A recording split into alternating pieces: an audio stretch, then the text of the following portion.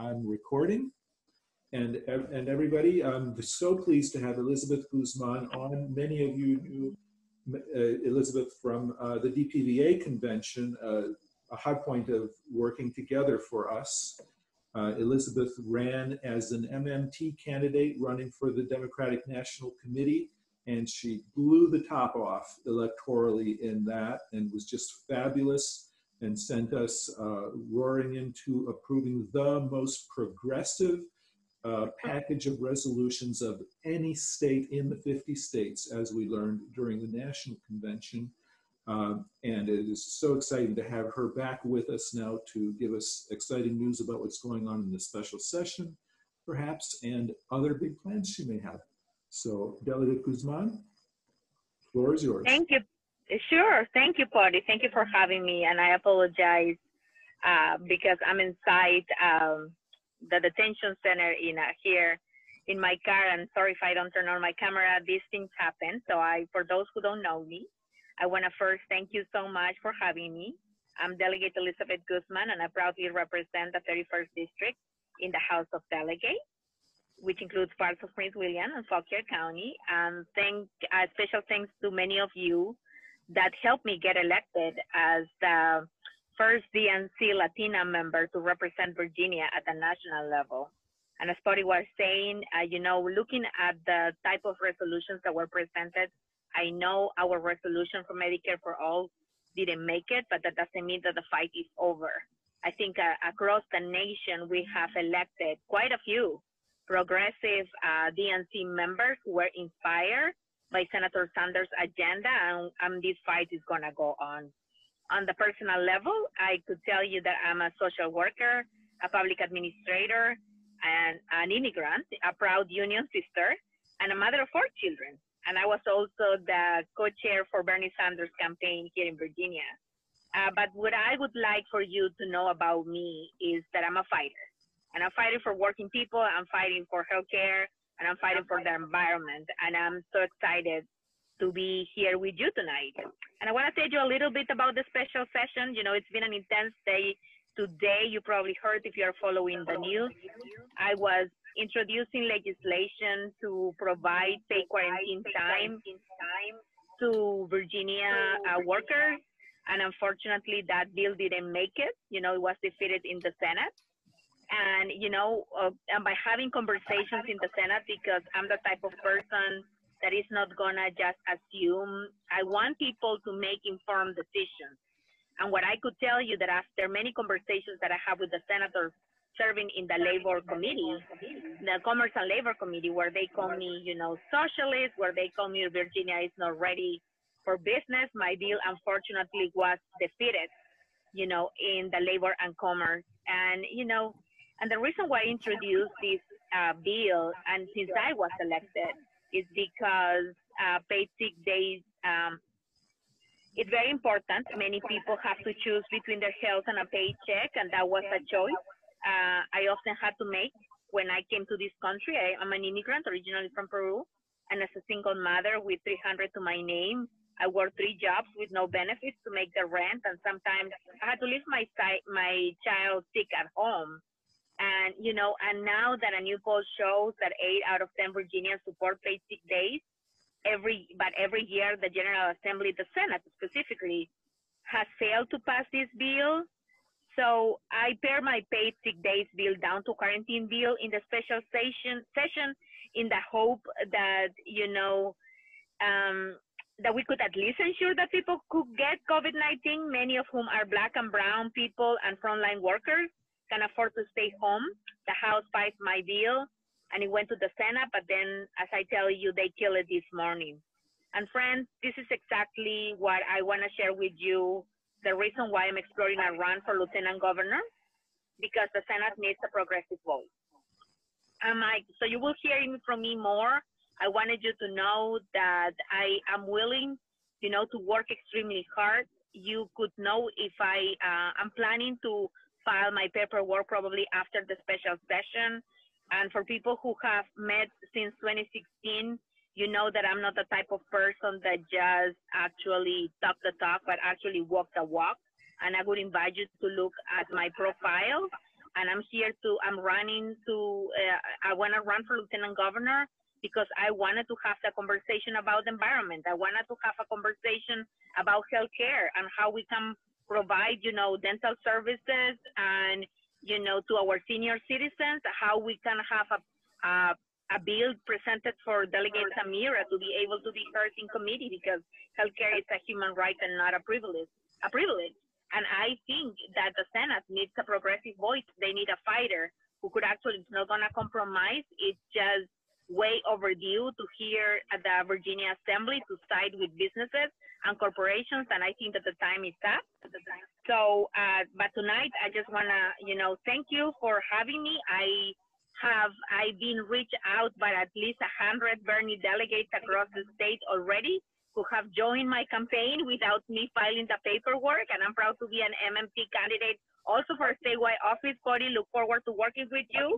And if you decide to join this fight, please, you know how to reach out to me. I look forward to learning more from each one of you to be traveling this Commonwealth in the new world, which is virtually. And I'm here ready to put that fight for the people here in Virginia.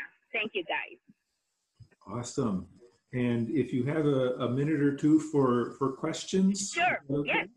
Great. So opening the floor for questions. Anybody with questions for Delegate Guzman? Tommy? I put a stack in just so everybody knows. But I was just wondering, are you interested in running for lieutenant governor because it would help more than governor, or would you be interested in running for governor? Because I think that would be cool too. Oh, thank you. Because I mean, really, we got your back.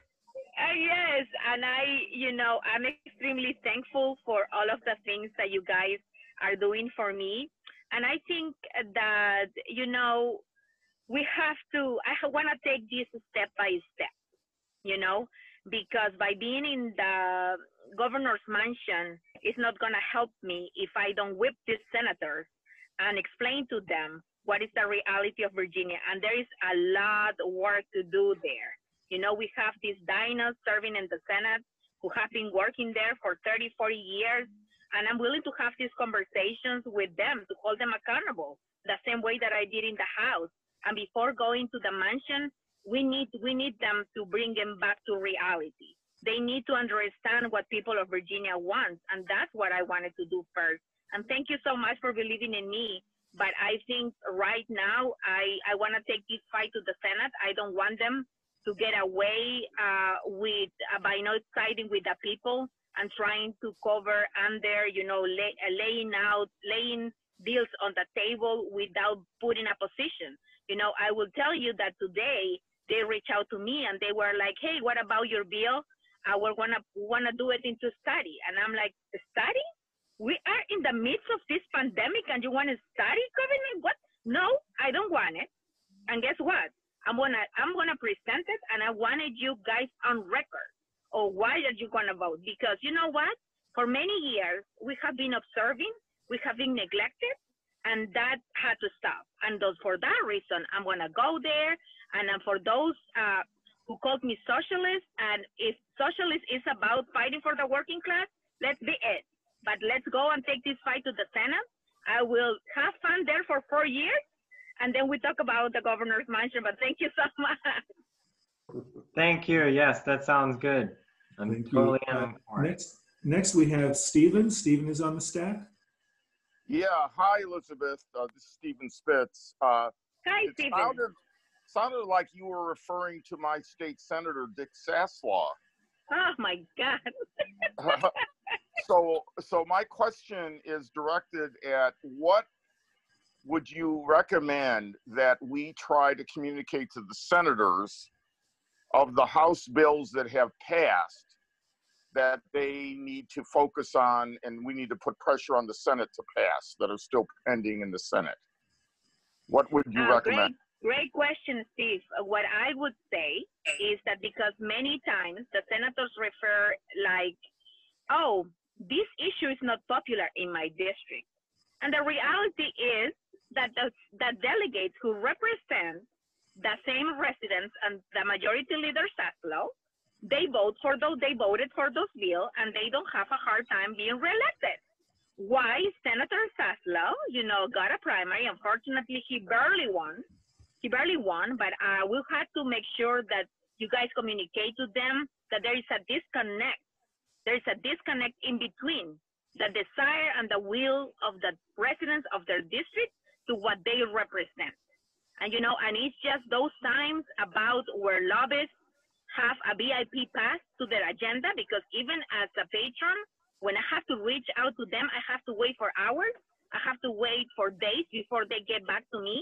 However, if a lobbyist is calling them, they have a ministry dial.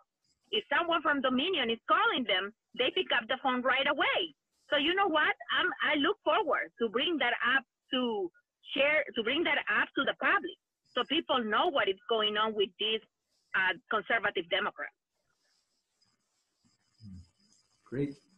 And if you have time for one more, sure. We have a question from Chris about where MMT fits in forming our worldview here. We know through MMT that many things that we normally take to be natural or necessary are actually policy choices and can be funded at the federal level. But Chris has a question about applying some of those insights to the local level. If Chris, do you want to speak out your question?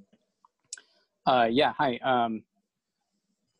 Just once again, thank you, Delegate Guzman, for joining us tonight. I don't know if you can see my video, but I've got my College for All, Medicare for All, Jobs for All, Justice for All shirt. So I guess my question is just geared towards,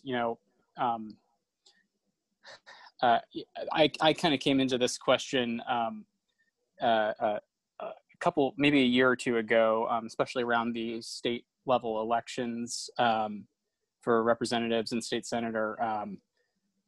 I was just sort of starting to learn more about MMT around that time, and I kind of was getting hung up on the issue of so MMT, tells us about, what we can do with regard to Medicare for All, Green New Deal, federal job guarantee, free college, canceling student debt, you name it, provided that we win power, which is a longer term goal. But what does it mean for you as far as, what tools does it give you as a progressive, representative in office at the state level, where we don't have the same ability to issue fiat currency to fund our policy goals? So what are the key insights that are important to you as a progressive leader at the state level? So I want to make sure that I understood your question. So when we are talking about the Green New Deal and College for All and Medicare for All, is your question asking me what can we do at the state level, or how can I use that policy platform to influence the federal government? Well, I mean, that's a good way to kind of sort of read the question, because that's another thing that I was thinking about with regard to the COVID-19 crisis.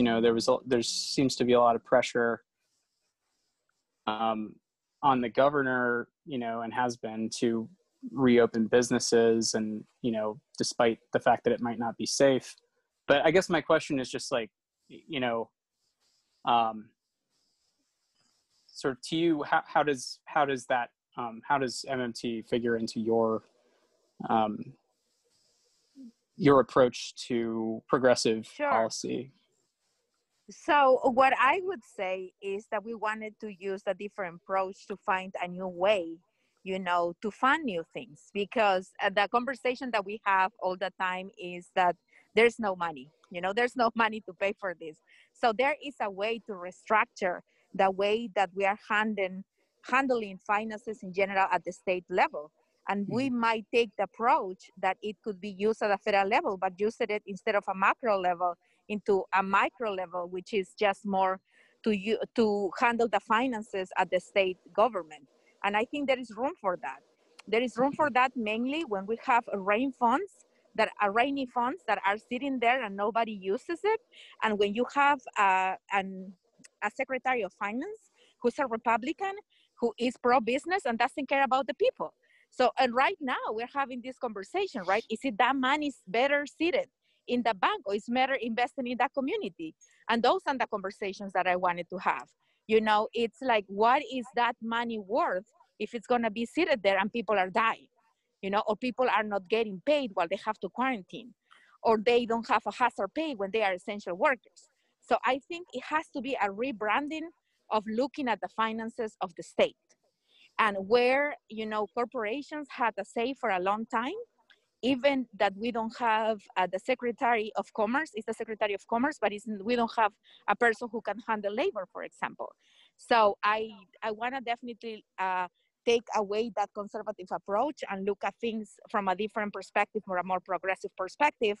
And I would say more than progressive, more up to date, you know, approach, because the approach that we handle finances here in Virginia are very, very, you know, old, not up to date on the way the finances are handled in day-to-day businesses. And that's something that needs to be changed. Thank you. Thank you. Thank you very much. Is there, do we have any other questions as we are at, I think, just about the time limit that Delegate Guzman asked? Okay. We have a stack from Arthuretta. I don't know. Oh, I oh, just sure. shoot, I Yes. was- Is Arthuretta the next one? Tommy, if you can watch that for me. yeah, I'll be the stack for tonight, I guess then. Arthuretta? Great.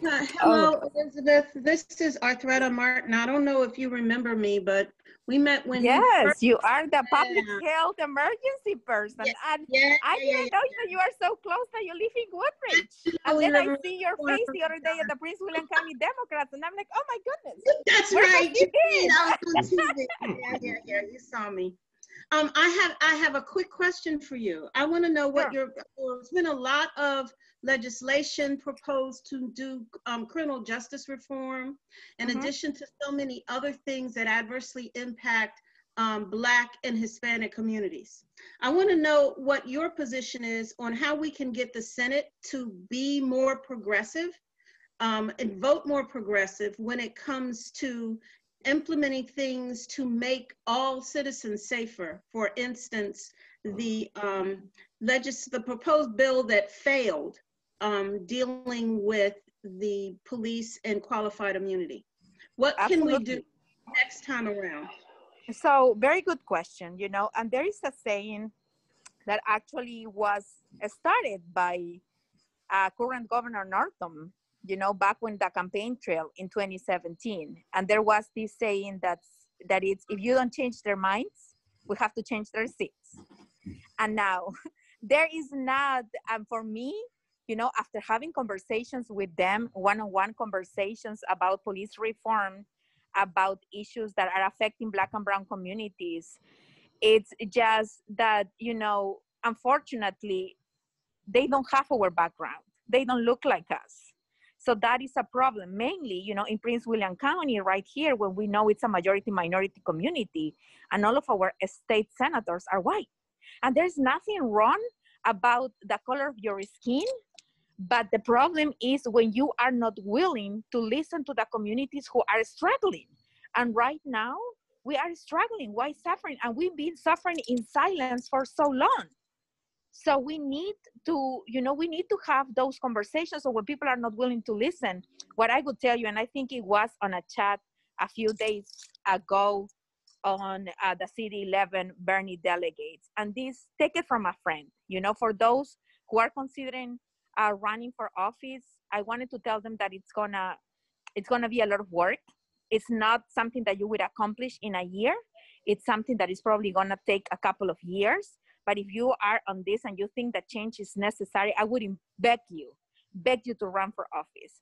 But be committed to work 24/7. And I know it's, but it's just when I'll support you. I will support you. I am not running for office. We need a seat at the table. We need a seat at the table. And if it's not you, you may know someone that could have, you know, that energy, could care about us. So that's what we need. You know, I just, you know, and once they see somebody filing against them, because my first call today was the AFL-CIO. Hey, after they killed the quarantine bill, I was like, it is my hope that none of you guys endorse, none of these senators when they come up for re-election. Because, and that's the only power they have, and they have to use it, you know? And that's what I would tell you, you know, maybe because emails, phone calls, those happen this session. Many of us made 100 phone calls. Many of us wrote emails. And what happened? Do we change their minds? No. So what is next? We're gonna have to change their seats. And I'm sorry.